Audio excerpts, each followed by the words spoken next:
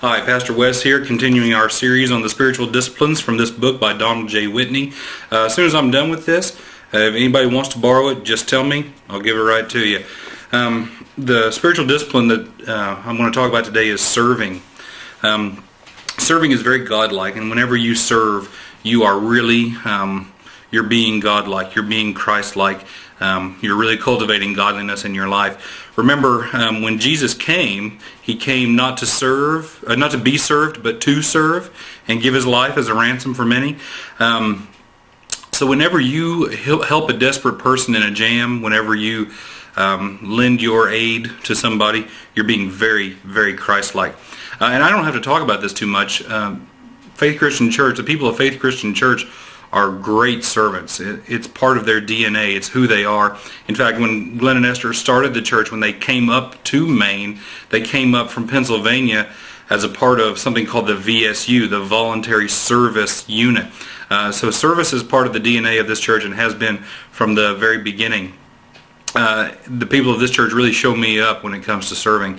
They really give of themselves. They're very generous with their time and energy. I can't say enough about the people of Faith Christian Church when it comes to serving. So the only thing I want to talk about is some things that the book talks about. It talks about your motivations. Keep your motivations right. You want to serve in humility. You want to serve because you're not too good to serve. All right? And you want to serve out of love. You want to serve out of a genuine concern for the people around you. Also, while you're serving, you want to use that as a chance to develop your spiritual gifts.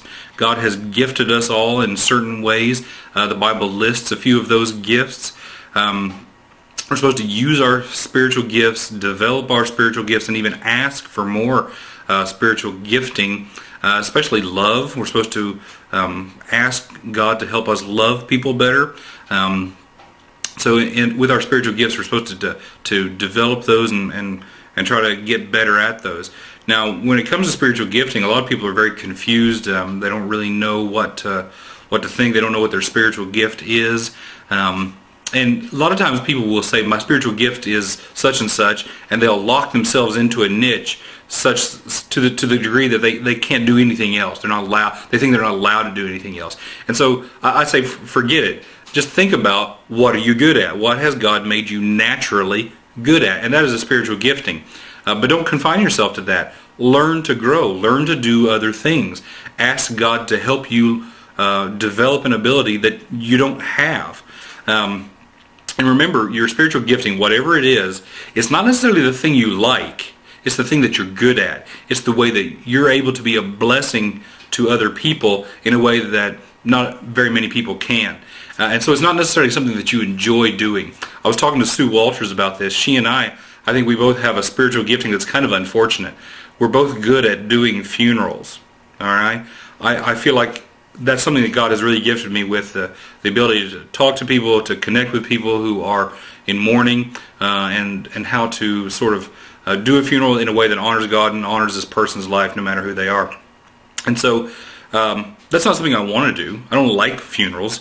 Nobody likes funerals. Nobody wants to be around death and dying, but it's something I'm good at. And so I know that when I get a call from a funeral home to do a funeral, I know it's time to spring into action. I know that it's time for me to start serving in the way that I'm particularly suited to do. So your spiritual gifting is not always about what you like to do. It's what you're good at. Okay? The only other thing I want to say about this is in serving, you need to take Sabbaths. You need to make sure that you're taking Sabbaths. Don't let the church, don't let other ministries of the church suck you dry.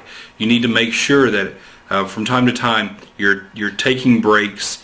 You're getting the rest you need. You're getting your tank refilled so that you can keep on serving.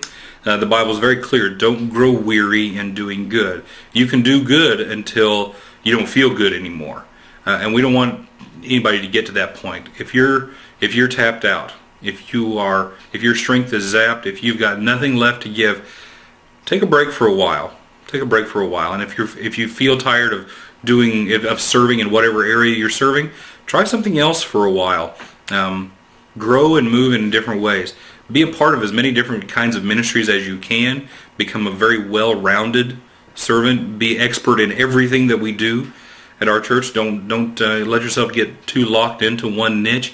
If you've been doing one thing for a very long time and you just don't enjoy it anymore, try something else for a while. You might find that you're recharged and ready to go back to whatever you had been doing, or you might find that, hey, you've grown and you've moved, and God is wanting you to participate in a different area of the life of our church.